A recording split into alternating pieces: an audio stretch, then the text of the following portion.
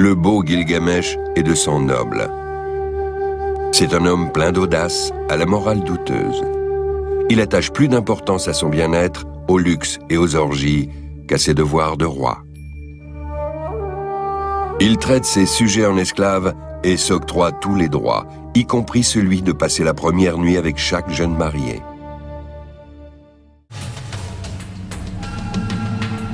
Onini raconte l'histoire d'un homme intrépide qui veut se mesurer avec le monde entier et aspire à l'immortalité. L'auteur n'en fait pas un modèle de vertu. Le protégé des dieux se distingue par son caractère brutal, dont il donne chaque jour la preuve. Au jeu, il se montre impitoyable avec ses adversaires.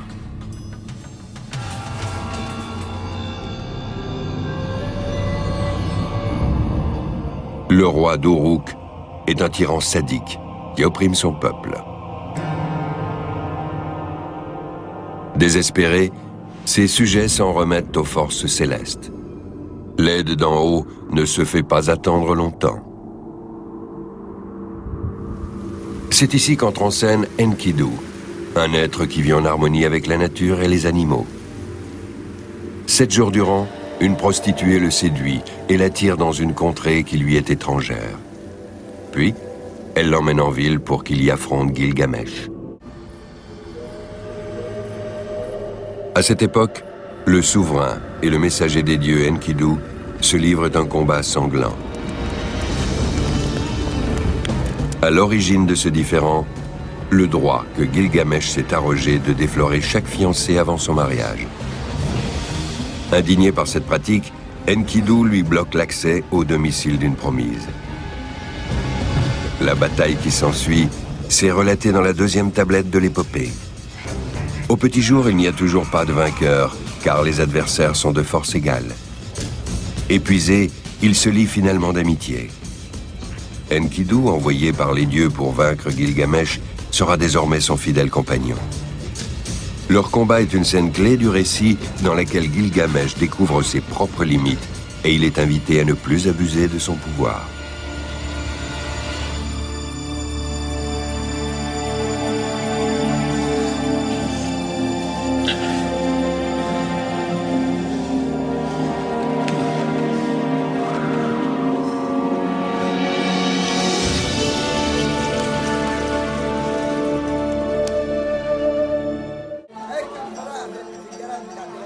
À présent, Gilgamesh et Enkidu vivent en parfaite symbiose et leur relation comporte même une dimension charnelle.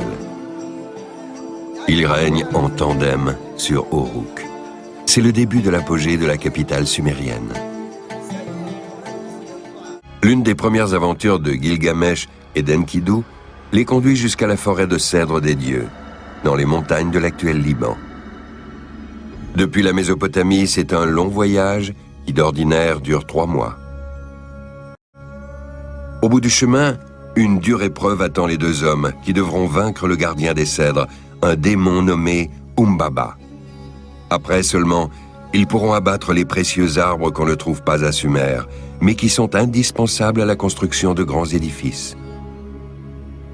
Chaque nuit, Enkidu veille sur Gilgamesh, qui est assailli de cauchemars oppressants, provoqués par sa crainte d'affronter le géant. C'est alors qu'intervient Shamash, le dieu du soleil, qui conseille aux 2 hommes d'attaquer au plus vite Umbaba le démon. Enkidu et Gilgamesh reprennent aussitôt la route et effectuent le trajet en quelques semaines seulement. La 5e tablette raconte en vers l'affrontement sanglant avec Umbaba. Les héros attirent le colosse hors de la forêt, où il est paralysé par des tempêtes provoquées par les dieux.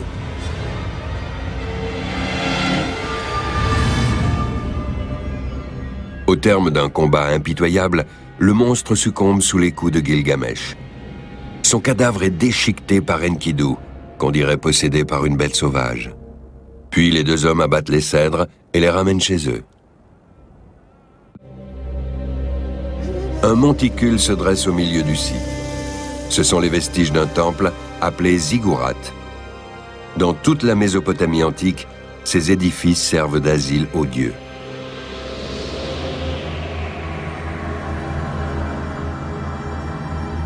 Le panthéon des Sumériens est un ensemble de divinités masculines et féminines.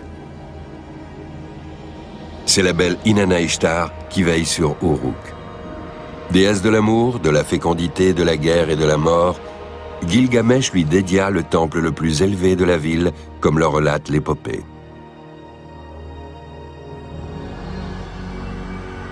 Approche de Léana, demeure de la déesse Ishtar, nul roi ne fera plus pareille construction. En l'honneur de la puissante divinité, les habitants célèbrent chaque année un rituel de fertilité, le mariage sacré. Au cours de ce culte, le roi doit s'unir sexuellement avec une prêtresse vierge qui l'attend dans le temple. Lorsque Gilgamesh rentre victorieux de la forêt de cèdres, la grande cérémonie est imminente.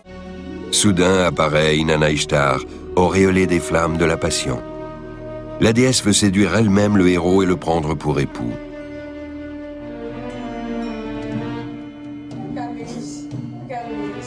Mais Gilgamesh se refuse à la déesse. « Lequel de tes amants as-tu aimé pour toujours? Tu les as séduits, puis battus et ensorcelés. Si je me donne à toi, je subirai le même sort qu'eux. » Ishtar n'en revient pas. Elle est profondément blessée par les paroles de Gilgamesh. Rien ne peut convaincre l'arrogant souverain. Furieuse, Ishtar disparaît, mais elle n'a pas dit son dernier mot. La vengeance divine ne se fait pas attendre. Piquée au vif dans son amour-propre, Ishtar inflige une violente fièvre à Enkidu qui lui sera fatale. La peine de Gilgamesh est immense et ses pleurs montent jusqu'aux dieux. Il enjoint tous ses sujets à partager son chagrin. Pour la première fois de sa vie, le despote prend conscience du caractère implacable de la mort.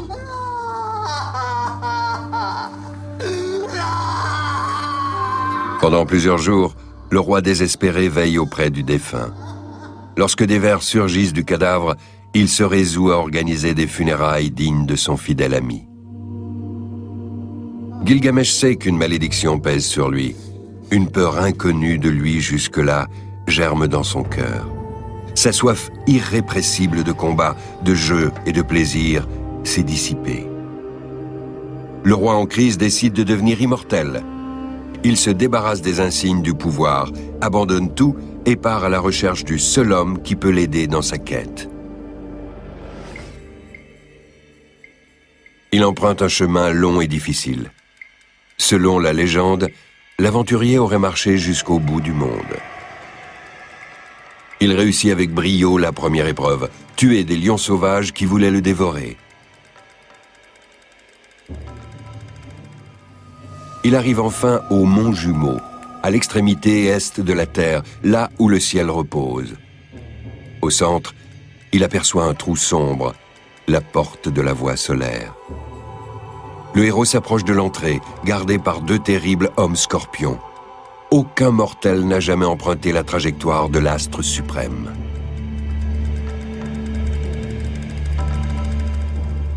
Après avoir franchi les montagnes et vécu de nombreuses aventures, Gilgamesh atteint les rives des eaux de la mort. Le roi d'Uruk oblige le passeur à franchir les flots avec lui et à l'emmener sur une île. Un très vieux sage y habite, Utanapishtim, le seul humain qui soit devenu immortel.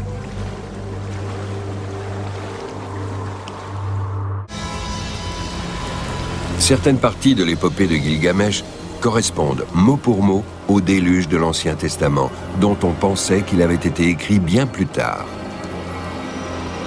Ainsi le sage Utanapishtim dit à Gilgamesh: « Lorsque le 7e jour se leva, je pris une colombe et la lâchai. La colombe s'envola, mais elle revint. Puis je pris une hirondelle et la lâchai, mais elle revint. Je pris un corbeau, le corbeau s'envola et ne revint pas. » Utanapishtim et sa femme ont survécu au déluge parce qu'ils ont construit une arche sur ordre des dieux. Une catastrophe de cette ampleur est restée gravée dans la mémoire de l'homme. comme le montre l'épopée de Gilgamesh. Le roi d'Uruk veut tout savoir sur le déluge et le secret de la vie éternelle. Mais Utanapishtim le traite d'égoïste et d'incapable. Utanapishtim est un vieil homme sage qui sait donner des leçons. Et après avoir déçu Gilgamesh en lui disant qu'il ne trouverait pas le secret de l'immortalité, il lui demande de ne pas dormir pendant 7 jours et 7 nuits. Gilgamesh échoue lamentablement. Trop fatigué par ses nombreuses épreuves, il ne tarde pas à dormir à point fermé. Tous les jours, la femme d'Utanapishtim dépose un pain frais près de son campement. Le héros ne le remarque même pas. Les restes de pain moisi sont la preuve de son inaptitude. S'il n'est même pas capable de vaincre le sommeil, le petit frère de la mort, comment peut-il prétendre à la vie éternelle? En guise de consolation, le sage lui indique où pousse une herbe qui rendra sa jeunesse au souverain. Après être allé chercher la précieuse herbe de jouvence dans l'océan d'eau douce, le roi s'est étendu pour se reposer. Profitant de son sommeil, un serpent s'approche de sa couche. Il a senti le parfum envoûtant de la plante. Le reptile dérobe l'herbe magique et dès qu'il l'avale, mue et rajeunit. Gilgamesh se retrouve bredouille.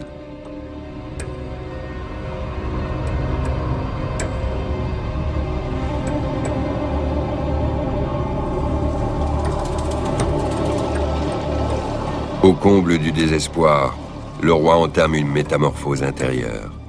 On se lance dans de grandes aventures, on échafaude des projets dans l'espoir d'en tirer profit. Et au final, on se rend compte qu'il n'y a rien à gagner. Mais on trouve autre chose. Gilgamesh n'a pas trouvé l'immortalité, mais la sagesse.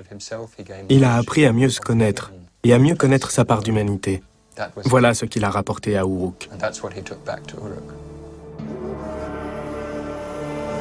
Sur la route qui le ramène à Uruk, Gilgamesh est plongé dans ses pensées.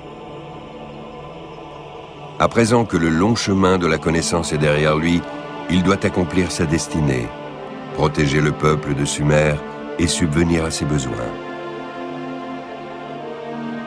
Lui, le tyran qui se voulait l'égal des dieux, est devenu un bon berger, comme le raconte l'épopée. Gilgamesh a compris qu'il était mortel, comme tous les hommes, et que pour parvenir à la gloire éternelle, il lui fallait accomplir de grandes œuvres. Il s'y attelle sans tarder et met sur pied un gigantesque projet architectural qui doit faire d'Uruk une cité florissante. Il donne la fabrication de milliards de briques en pisé. Tous les ouvriers du royaume sont mis à contribution. Les bâtiments sont construits avec ce matériau qui a fait la réputation de la Mésopotamie. L'œuvre phare du souverain est le mur de protection qui entoure Uruk. Avec ses 11 km de long pour 9 de haut, c'est le plus grand rempart de l'Antiquité.